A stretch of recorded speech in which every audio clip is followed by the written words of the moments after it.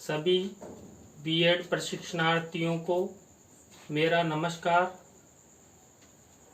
आप लोग जो महिला सशक्तिकरण से संबंधित योजनाएं मेरे द्वारा आपको पढ़ाई जा रही है, उनके द्वारा आप जागरूक होंगे और महिलाओं को अपने अधिकार, उनके सम्मान दिलाने में आप सब सहयोग प्रदान करेंगे। तो देखिए, जो महिलाओं के सशक्तिकरण से संबंधित योजनाएं हैं, उन पर हमारी 3 क्लासें हो चुकी है।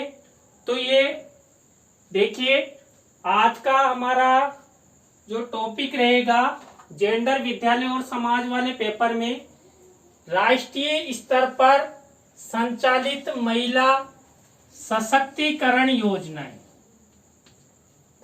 राष्ट्रीय स्तर पर संचालित महिला सशक्तिकरण योजनाएं कौन कौन सी है?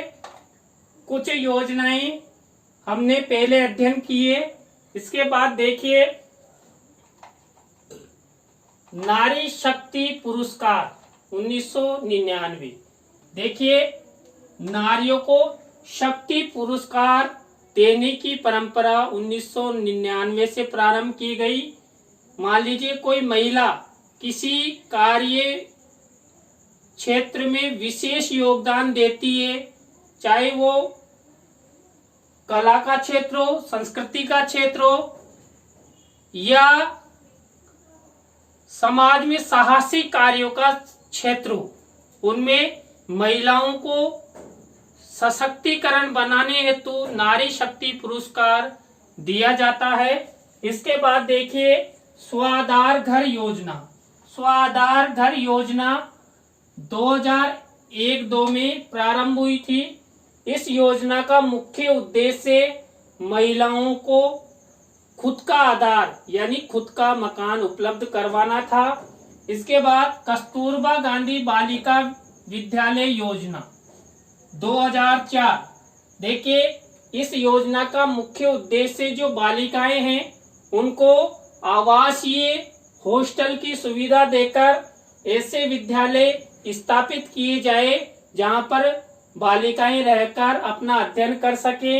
इसके बाद इंदिरा गांधी मातृत्व सहयोग योजना 28 अक्टूबर 2010, यानी कि माताओं को, यानी कि देखिए, जो इस योजना के तहत 19 वर्ष की ऊपर की महिलाएं जो अपने बच्चों को स्तनपान करवाती है, उन्हें महिलाओं के लिए ये योजना प्रारंभ की गई थी।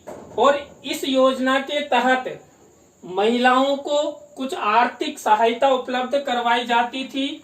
इसके बाद राजीव गांधी किशोरी सशक्तिकरण योजना 1 अप्रैल 2011। देखिए, ये योजना पहले भी लागू थी, लेकिन जब यूपीए सरकार आई तो पुरानी योजना का नवीनीकरण कर दिया गया और इस योजना के माध्यम से किशोरी बालिकाओं के सशक्तिकरण से संबंधित कार्यक्रम संचालित किए गए।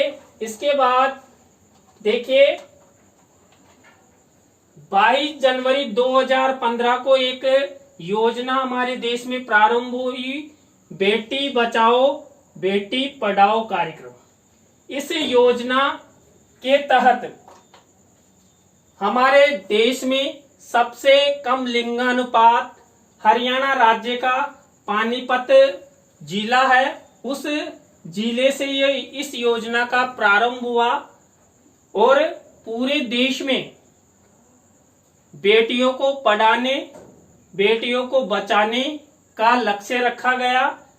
इसके बाद वन स्टॉप सेंटर स्कीम 1 अप्रैल 2015 में ये प्रारंभ हुई। देखिए, इस योजना का मुख्य उद्देश्य कि महिलाओं को एक सेंटर स्थापित किया गया, जिसके तहत मान लीजिए कोई किसी तरह की यातना, हिंसा, शोषण आदि का शिकार हुई महिलाओं को रहने के लिए एक स्टॉप यानी ठहरने का एक स्थान हर जिले हर राज्य में देने का प्रावधान किया गया।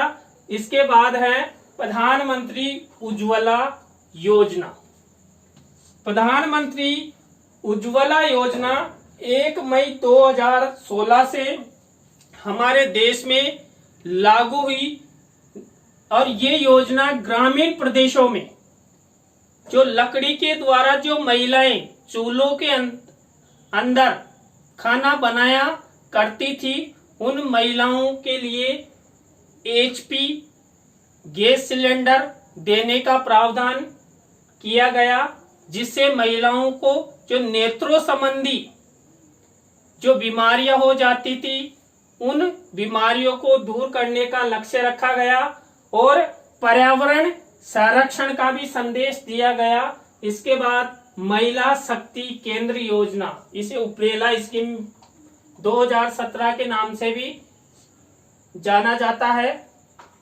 तो इस योजना के तहत महिलाओं को एक शक्ति का केंद्र मानकर उनके लिए कई प्रकार की स्कीमें इस योजना के अंतर्गत प्रारंभ की गई।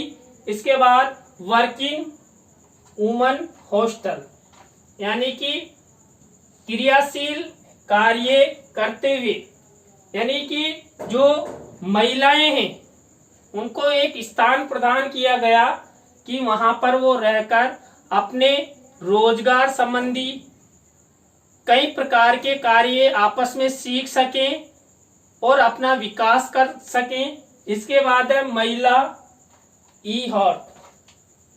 देखिए महिला ई-हॉट स्कीम के तहत देखिए वर्तमान में मैं आपसे एक बात शेयर करना चाहता हूं कि जिस व्यक्ति ने जिस महिला ने इस संसार में जन्म ले लिया उसमें कुछ न कुछ कला कुछ न कुछ रचनात्मक कार्य जरूर होता है और वो रचनात्मक कार्य किसी भी प्रकार से सामने आ सकता है। तो हमारी जो केंद्र सरकार है उन्होंने महिला ई-हॉट के नाम से एक स्कीम प्रारंभ की और उनकी कलाओं को इलेक्ट्रॉनिक माध्यम से हाट बाजार लगाकर लोगों के सामने लाने का प्रयास किया गया। तो देखिए ये आपकी महिला सशक्तिकरण से संबंधित योजनाएं थी। तो देखिए इन योजनाओं के द्वारा महिलाएं जागरूक होगी, सशक्त होगी, अपना विकास करेगी, अपने देश का, अपने राज्य का, अपने परिवार का, अपने विद्यालय का नाम रोशन करेगी। तो इन योजनाओं का लाभ महिलाओं को मिले इसके लिए उनको जागरूक करना जरूरी है। इस लाइव क्लास में बस इतना ही। धन्यवाद। फिर मिलते हैं। बाय।